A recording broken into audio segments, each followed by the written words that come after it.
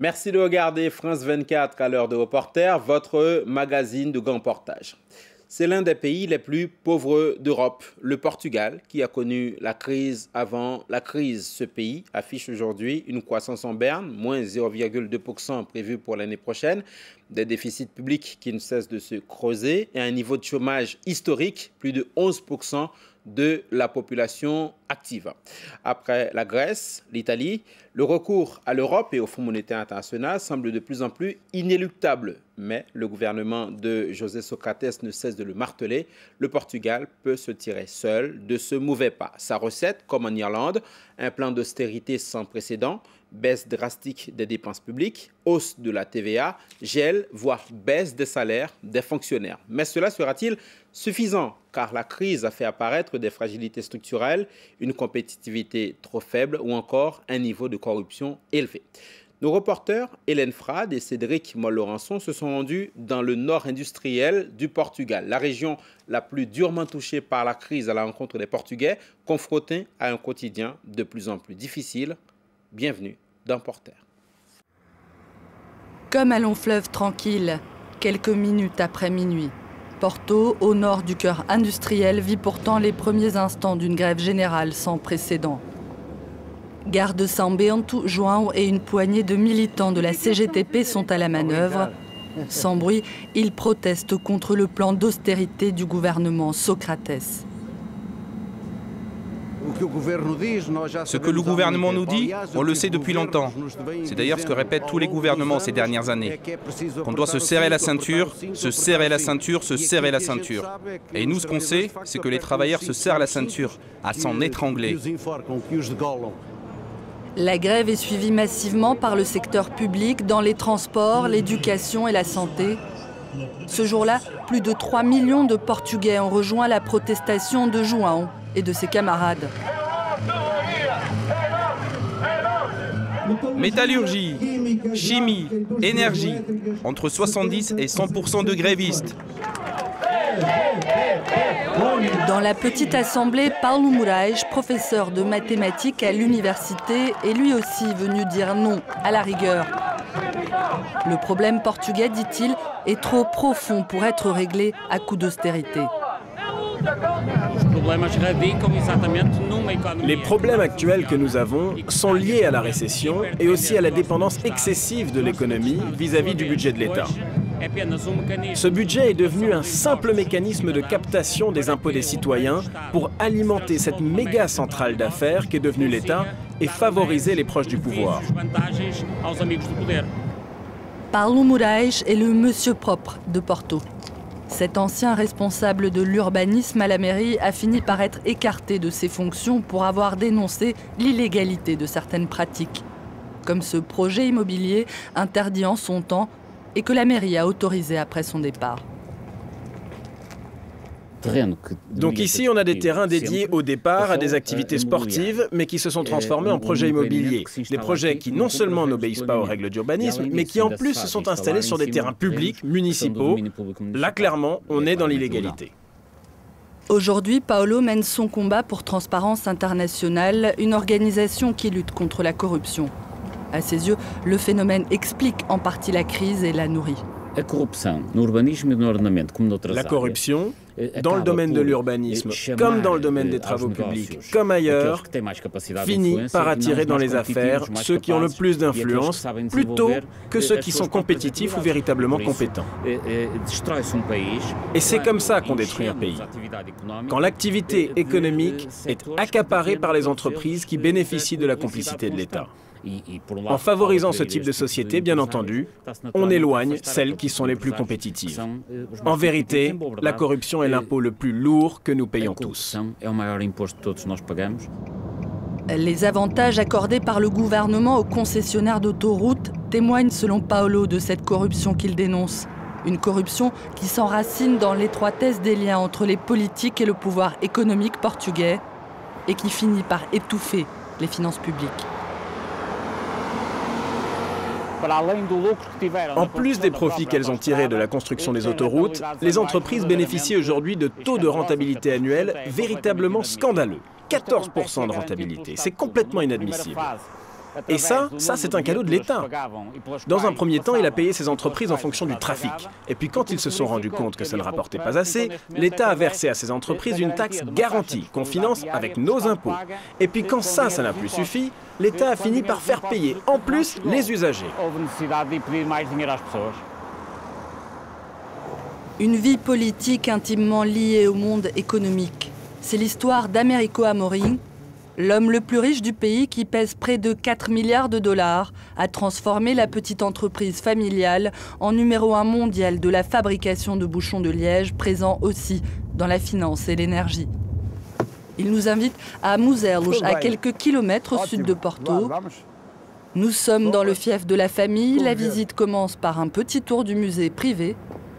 Et pas question ici de parler des sujets qui fâchent. Mais non, nous on fait pas de politique, on est en démocratie, vous savez. On est des acteurs économiques, sociaux. On œuvre pour une société meilleure parce que tout le monde ne peut pas être chef d'entreprise. Mais non, vraiment, on fait pas de politique. Américo Amorim n'aime peut-être pas parler de politique, mais il est très fier de montrer les images de sa réussite. Sur les murs de cette pièce, uniquement des photos de chefs d'État et d'hommes politiques. Alors par ici, on a des photos historiques, des personnalités qui sont venues nous rendre visite au Portugal.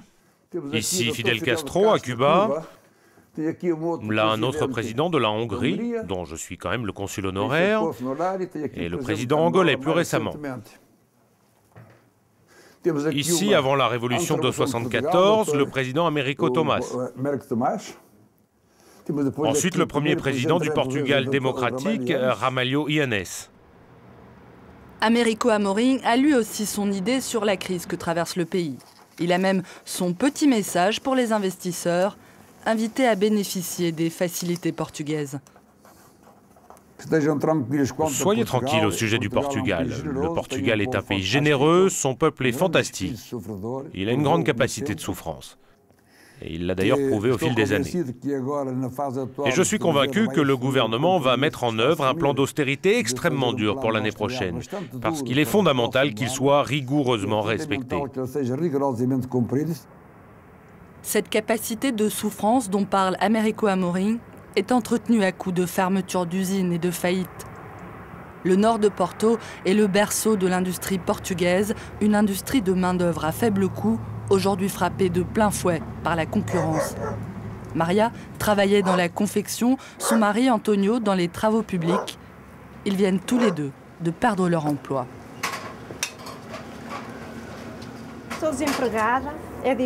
Je suis au chômage. Et c'est pas facile de retrouver du travail à mon âge. Alors je m'occupe des tâches domestiques. Étendre le linge, faire la cuisine, entretenir la maison, m'occuper du jardin de mon petit-fils qui a 10 mois. C'est comme ça que j'occupe mes journées. Avec la crise, beaucoup d'entreprises de la région ont fermé leurs portes sans la moindre formalité, laissant derrière elles des milliers de travailleurs comme Antonio complètement déboussolés. Ce qui est arrivé, j'en sais rien. Ça faisait 18 ans que je travaillais là-bas et tout à coup, ils ont arrêté de nous payer. On est partis chacun de notre côté sans qu'on nous donne la moindre explication. Faute de moyens, les deux filles d'Antonio et Maria vivent encore chez leurs parents. L'une d'elles est au chômage, tout comme Tiago, leur beau-fils, qui commence à envisager son avenir ailleurs. Moi, j'ai des amis qui sont partis en Suisse, au Luxembourg, en Belgique. J'ai beaucoup d'amis en Belgique. En Espagne. Mais là-bas aussi, ça devient compliqué. Parfois, ça me révolte. Ça me donne envie de me révolter. Mais j'essaie de ne pas trop penser à tout ça. J'essaie de me disperser, de ne pas penser à ce qui arrive. Parce que c'est pas bon. Pas bon du tout. On est déjà très déprimé. Et plus on pense à tout ça, et plus on est déprimé. Une pauvreté qui s'installe et pour les plus démunis, le sentiment de toucher le fond. Comme chaque matin, les enfants de ces HLM viennent prendre leur petit déjeuner dans une association du quartier pour ne pas partir à l'école le ventre vide. Isabelle travaille ici depuis 1989, c'est elle qui récupère les élèves des alentours. Du point de vue économique, les choses se sont vraiment dégradées. C'est pire que ce que j'ai connu il y a 20 ans. Il y a 20 ans, les enfants avec lesquels je travaillais avaient beaucoup de carences. Il manquait de vêtements, de moyens, parfois même d'hygiène. Mais à l'époque, c'était des catégories sociales très défavorisées. Maintenant, ce ne sont plus seulement des enfants des quartiers, mais des enfants à travers toute la commune. Des enfants dont l'avenir ne s'annonce pas meilleur que celui de leurs parents, alors que le Portugal figure tout en bas de l'échelle de l'OCDE pour la proportion des adultes ayant fait des études secondaires. Beaucoup de ces gamins vont devoir quitter l'école rapidement. À 43 ans, Joaquina doit faire vivre ses 6 enfants avec le salaire minimum. Pas de quoi nourrir de grandes ambitions. Comment imaginez-vous le futur pour vos enfants ? Pour mes petits-enfants plutôt, parce que pour mes enfants, je l'imagine très mal. Arrivé à 16 ans, je vais être obligée de les retirer de l'école pour qu'ils puissent travailler et m'aider. Parce qu'avec 475 €, je ne peux pas les nourrir pendant leurs études. On nous prend tout. Le gouvernement prend à la sécurité sociale et la sécurité sociale nous prend à nous.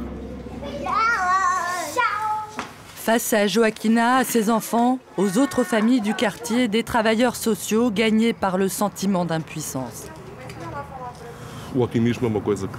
L'optimisme, c'est un sentiment que les Portugais n'ont presque plus.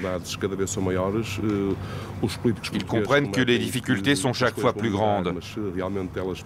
Les hommes politiques promettent chaque fois que les choses vont s'améliorer. Mais en réalité, elles empirent. On a eu des élections il y a 1 an, et alors on nous promettait qu'on ne baisserait pas les salaires, qu'on ne ferait pas payer les autoroutes. Et à peine 6 mois après, ils sont revenus sur tout. Ils ont baissé les salaires, payé les autoroutes, diminué les aides sociales, ils ne remboursent plus des médicaments de première nécessité. Et le résultat de tout ça, c'est que les gens ne croient plus à la classe politique, à ce que disent les hommes politiques.